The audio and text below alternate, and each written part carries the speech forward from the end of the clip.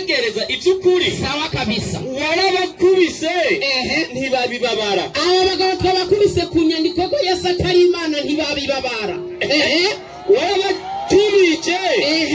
warabatubije bakaguhaha none batubije ko Yesu atobohora ngo ahindukira avuke banse guhaha bakomanije mu maso habo gusumvya ibuye reba ukuntu bajinyika kwera banse kugaruka n'ingorane ikibazo rero niki niriwe ndarandira Yohana 3:16 aravuga ati kuko urukundo Imana yakunze abari mw'isi ariwe rwatumye itanga umwana wayo w'ikinege umwizera wese ntaza kuba rubi hagarara nimuturi murakomaje ikibazo hengiki ego mwari umirize neza ikibazo hengiki kuko urukundo Imana yakunze abari mw'isi niko rwatumye itanga umwana wayo w'ikinege ikibazo ngiki rero uwo mwana ni inde iyo mana nayo ni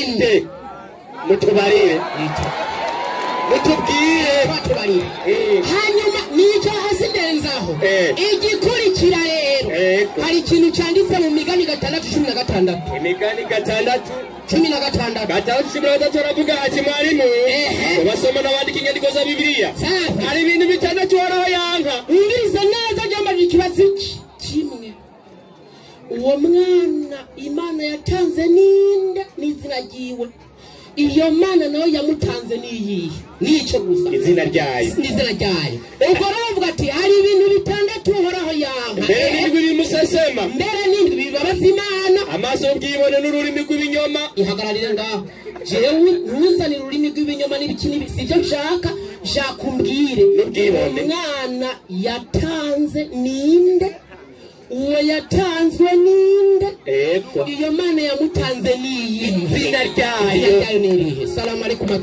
salamu alaykum izina ry'iyo mana n'izina ry'uwo mwana takbir Allahu akbar ushaka kucikwa ikibazo kucikwa mugabo ntibatahura barayasoma mugabo ntibatahura Imana barayikinagirana itazi iyo bariko baraja n'uruhinja rwibereye aho Imana mugabo bemera pana twebwe hanyuma iyo mana wayirondera apfuye ati burya rero wawe ndasumvye ingufu y'Imana yababandi yapfuye garukana ubariho bamago yaje nkayo bisaba yuko uza gutetera ko Yesu ari uhoraho atubwira icyo gihe imbaraga zari zagiye hehe kugira aze guhunga ikiremwa agende bamukinagiranye bamujanye kumusabira indaro muri Afrika mu Misiri. Chone cha mbere mwalimu baba tugende ni cha kabiri jenza nagenda ku sifa y'Imana y'ukuri injaza kwerekana Imana mago yake genda 4:28 Yesaya 4:28 iyo ni Imana nyakuri 4:28 naam 4:28 nyandikira vuga iti naam kuhoraho niwari bwabimenye aba bakirisi bari bwabimenye aba urabyumva no kubyumva ntibarabyumva uhoraho ni Imana ihoraho uhoraho ni Imana ihoraho umuremyi w'impera z'isi agende bukirwa naharuha ruhuka shiraho akagozi kugira ndaze kugora kuzingura ndahabona safi chaka ndaze kugora kuzingura turasubirayo ikintu ca mbere ntatende bukirwa kandi ngaho aruha yandabereke Yesu yagize iki yarushe Yohana 4:6 nyandikira vuga iti kubasoma n'abandi ku murongo wa 6 haravuga ngo ndio kandi aho hari riba rya Yakobo Yesu ananijwe n'urugendo inde Yesu agize iki ananijwe n'urugendo bigenda gute apfa kwicara kwiri aratembagara no kwicara ni yaravigere yicara yarahemutse yapfuye kwicara kwa sababu gani ni binadamu alikuwa amechoka yikiremo umuntu yari yarushe yahwereye apfa ntiyaravye hari ibyondo hari hamaziranoke yapfuye kwicara sasa Imana iyo bari Imana kabisa gushika hiruha mu kwicara ntirabe igapfa urumva iyo nyandiko no muri bakoresheje kwicara iyo nyandiko bakoresheje niyo kugarura kenge bano bantu ni myinshi not 9 iyo ni nk'isaha yo ni nk'isaha. Aha kuri Yesu turabakinagiza no mu rusengero barutema kiyo hepfo mu mwongo. Sasa bwalimu icyo gihe Yesu ananizwa n'iki n'urugendo. Twahereye imahama Yesu niyo twamukuye mu bwana, aha yaratanguye kugenda mugabo ni binadamu nyene n'ikiremwa muntu ararushe. Mbega ko yarushe byari byagenze gute? Bandanya hepfo ndabandanya yari yarushe. Haza umugore w'umunyasamariya ndiyo w'umunyasamariya kazi kuvoma. Ndiyo Yesu aramubwira ati umutwe kunywa urazi impamvu? Kuko abigishwa biwe bari bagiye mu gisagara kumugurira, bari bagiye kurondera mutuzi mbena sastisha mutuzi fatisha umutima bigisha nateganya ibyo kurya batevye umusasi uciye ku mana yabo bakimana irindira ko abigishwa baja bava gusuma ati je ndapfuye wa mufasoni voma dukumpenye mbenda sama umutima. Pava mumbiri imana kabisa rurema arigaburira ibiremwa byose byo kwisi byo tubona n'ibyo tutabona. Hari ibibonwa n'ivyuma nize gufotora nibigaburira ikarinda gusega amazi irindira ivyo bagiye gusuma. Iyo Imana biremyeko yarushe yapfuye kwicara isaba amazi nayo yo kwihayo nyene ubwa. Iyi ngo niyo yatwemera isegonda imwe ntashobora kugira gute gusinzira. Isegonda imwe uhoraho ntashobora gusinzira. Mbega uhoraho w'abakirisi arasinzira. 8:23 Matayo 8:23 ari mu bwato Imana abantu bahinda turabi Imana y'abakirisi bahinda kwita ngo vyuka turaho. 8:23 Matayo inyandikira avuga iti hayere ku 2:23 atambukira mu bwato abigishwa biwe baramukurikira. Hazi gikomeye mu kiyaga bituma ubwato buzimirira mu mupfunda. Ariko we yarasinziriye. Turiya ngira Imana benshi bava mu giteranyi kugwera barahazi. Ibintu biti mipfunda nibisebuzi. Ibisebuzi bice amazi arinjira hehe mu bwato. Mugabo yarasinziriye byo gufana ayo mazi yamusanze mu bwato ntiyayumva mpaka yakubise byuka. Imana isinzira ikayoberwa nuko umupfunda wajuga kubita ubwato ntibimenye mu gukanguka ati rega vyuka turaho nurabiyo turiko turaje.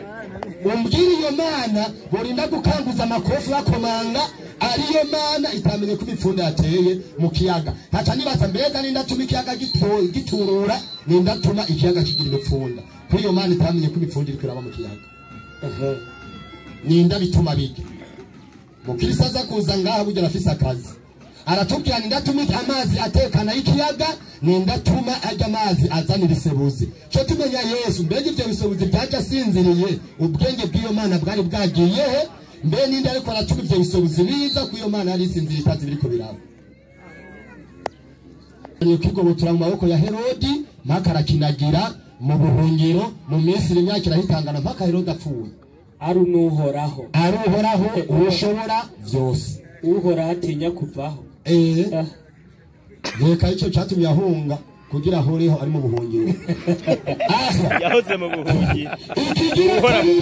Abantu bakwiye kwiyumvira ko iyo Mana arigaburira ni mushora byose nigaburira byose. Hakagera igihe ijya kurondeza indya mu isoko abigishwa bakagenda babonye igiricikane kacita gusaba amazi yo gusama gatima. Umuntu ari kwirobini ati mutuzi sama gatima ivyo kurya babitebanye. Iyo basanga mu restaurant byaheze yagumigenda nukuvuga ugasama amazi yanyoye kwirira Imana ikabihaciye. Sasa rero ngomba ko abantu biga kwiki kintu bakoresha ubwenge. Ari nyandiko y'isatu zibike kuko hano turafisa akazi no munsi. Azo afisa akazi ko kwerekana Imana y'ukuri iyariyo. Komandema yo guhungana umwana ni ifisa agaciro nyabaki uyu Yesu nawe ni yabari Imana.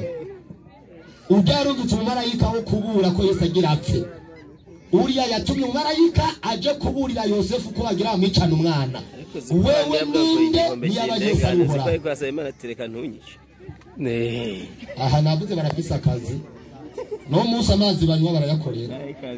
Aha kabisa gira impuhwe. Sasa iki kintu rero cyaduhagurukije turavuga tuti uno munsi wa gatandatu icigwa abantu bamenye Yesu nuhoraho canye suhoraho. Muri materero Yesu ntabwo ari uhoraho. Mwalimu Imana ngo bandanya handi muri Yesaya 4:28 niyitange inkomezi kubagize gute? Kubadendebukiwe. Niyitange inkomezi kubagize gute? Niwe inkomezi abadendebukiwe. Ruhuka. Uhoraho niwe aha inkomezi abagize gute? Abadendebukiwe. Imana nayo haje Imana yaba nabo haje abadendebukiwe bahuye n'ikibazo bakayikorako. Ingufu zica zike 8:40 Luka. 8:40 Luka. Ingufu zirayijana. Kandi yari ikomeye. 8:40 inyandikira avuga iti akarakase minota 2. Minota 2. Yesu agarutse ishengero riramusanganira kuko bose bari bamurorereye. Maze haza umuntu yitwa Yayiro amukura mw'isinagogi yitembagaza imbere y'ibirenge bya Yesu aramwinginga ngo aze imuhiriwe kuko yari afise umukobwa w'ikinege yari amaze imyaka nka 12 avutse kandi yariko arahwera ariko aragenda ishengero riramukurira mubanda Yesu umugore agwaye ubutinyanka yarabimaranye imyaka 12 yamariye utwiwe twose kubavuzi adutanga mwingemu hagira ushobora kumukiza amuturuka inyuma ya Yesu akora ku buyonga bw'impuzu yiwe ako kanya umugende w'amaraso ucurakama Yesu arabaza ati nenda nkozeko Imana itadashobora kumenya n'uwikoze bose bahakanye bavuga ati shwe nawe twabo Petero n'abari kumwe nawe aramwishura atereka mwigisha ishengero rigutaye hagati abantu babanda Yesu aramubwira ati hari umwezeko kuko numvise ubushobozi umvuye Allahu akbar. Umugabo y'ubutinya nakoze kuri Yesu gukira kwiwe ubushobozi bwa Yesu mu buraheze muhitanwa n'ubutinya bw'umugore umwe yakoze ko Imana yabo ifise ubushobozi bwo gukiza ubutinya nk'umugore ubushobozi bwa buheze